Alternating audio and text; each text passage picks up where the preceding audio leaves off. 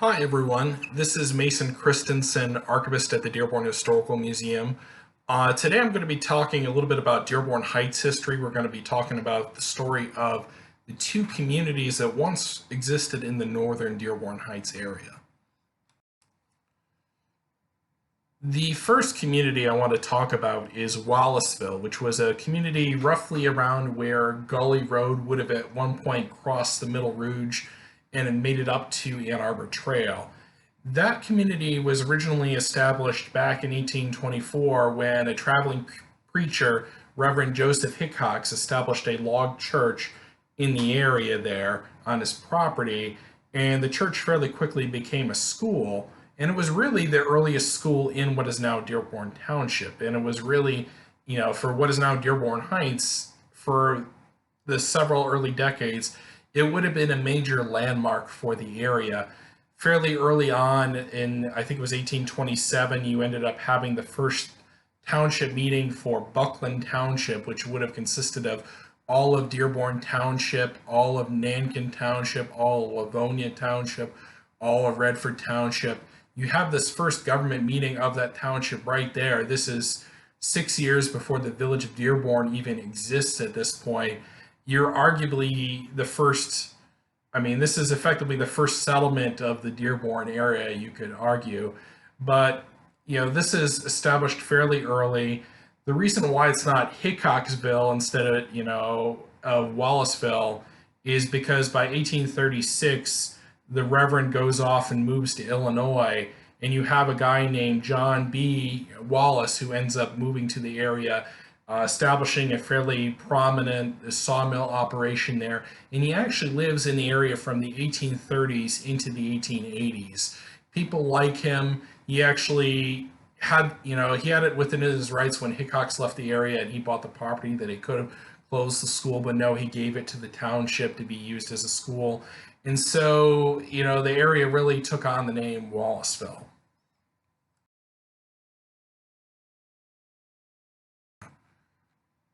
Wallaceville was really most prominent as a settlement on the Ann Arbor Trail. As the Ann Arbor Trail became less prominent a road by the mid 1800s into the later 1800s, the area there really took on less importance. You have the railroads that are being built up in Redford and a few other areas that really take away some of the economic motivation for settlement at Wallaceville. So really, you see by the late 1800s and early 1900s, there's less evidence of a prominent settlement at Wallaceville. As for Wallaceville School, while it was originally wooden, a fire destroyed that structure in 1876 and it was replaced with the still standing brick structure that's in the area. That brick structure served as the main Wallaceville school into the 1930s when it was replaced with a more modern structure out on Ann Arbor Trail by Silvery Lane.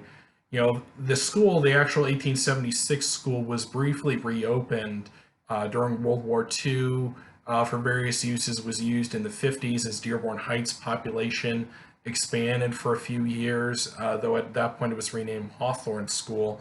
And then really in the 60s into the 70s, it served a few years as a historical museum for Dearborn Heights. Now the property is owned by the City of Dearborn Heights Parks and Recreation Department.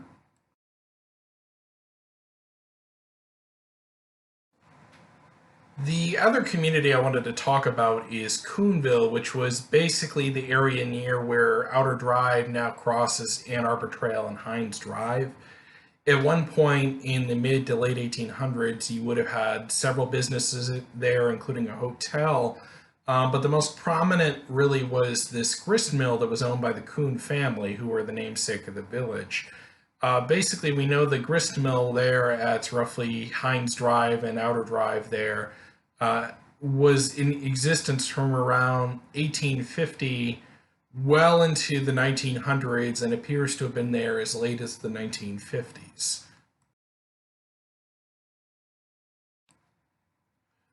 Coonville and the Kuhn mill that operated there was really a prominent destination for much of the Dearborn area. You would have had a large number of families in the Dearborn area that would have sent their grain there to the mill. The first road that's being built out of Dearborn itself, Military Street to the north, it's basically Coonville is effectively its destination. You would have had prominent families like the Fords. It's known that Ford and his father William actually took their grain to that facility, and so it really was one of the more major destinations within what is now Dearborn Heights during the 1800s. A few maps actually show the Kuhn grist mill having a fairly substantial mill pond. I wanted to mention that because one of the later owners of the mill area was the Helm family. And if you look along Hines Drive today, right by where the Kuhn Mill was, there's this Helms Haven recreation area, and basically that lowland area is the site of that mill pond. Unfortunately, we don't have the full history of the Kuhn Mill. We know at one point it was named the Dearborn Mill. It shows up that way in 1870s maps. At some point, it was definitely remodeled, and it's still there in at least one photo we have from 1951.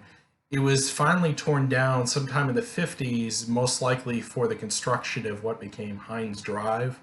Hines Drive was originally connected to Outer Drive about in the summer of 1958.